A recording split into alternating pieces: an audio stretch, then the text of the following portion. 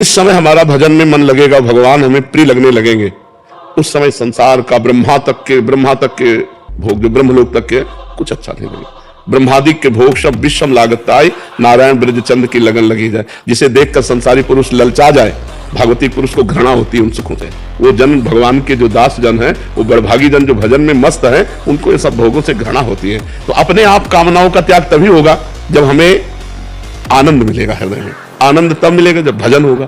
तो हमको आंख मूंद के पहले भजन डट के करना चाहिए। जैसे माता जी से कहा, डट के भजन करो, उठते बैठते चलते फिरते राधा राधा राधा राधा राधा राधा राधा, तो सब पापों का नाश होकर के निर्विकारता हृदय में जे भी आई तो कामना अपने आप चली। मलिन मन में कामना होती है और निर्मल मन में निष्कामता होती है।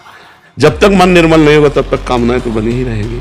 शरीर अभिमान में कामना है और स्वरूप बोध में निष्कामता है। स्वरूप में कोई कामना नहीं और शरीर कभी निष्काम हो नहीं सकता। शरीर भाव में अगर हम रहेंगे कि हम स्त्री हम पुरुष हैं तो कामना बनी ही रहेगी। जब तक आत्मस्वरूप का ज्ञान नहीं होगा या जब तक भगवत भजन डट के नहीं होगा तब तक इस कामना से पिंड छूटने वाला नहीं है। बातों से कह दे कि हम निष्काम तो नहीं बनेगा। आत्मस्वरूप और आत्मबल में क्या अंतर होगा? एक ही चीज है ना। जैसे आप और आपके बल में क्या अंतर है?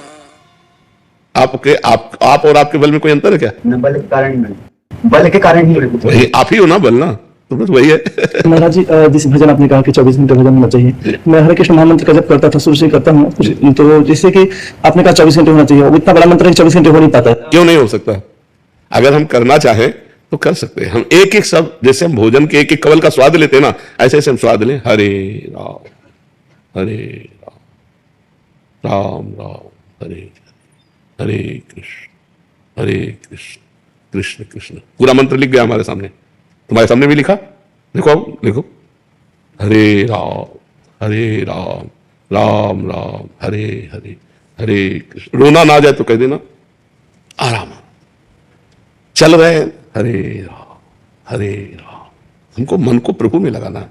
जैसे आप उसको बहुत बड़ा मान रहे हो तो आप छोटा ले लो।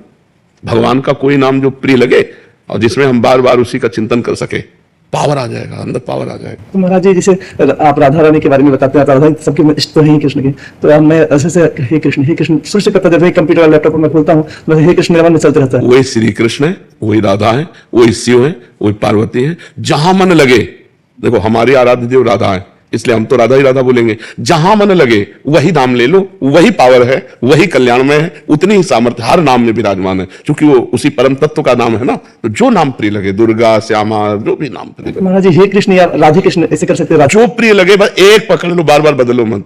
राधे कृष्ण तो पकड़ लो, चुपचाप पकड़ लो, किसी से कहने की जरूरत नहीं।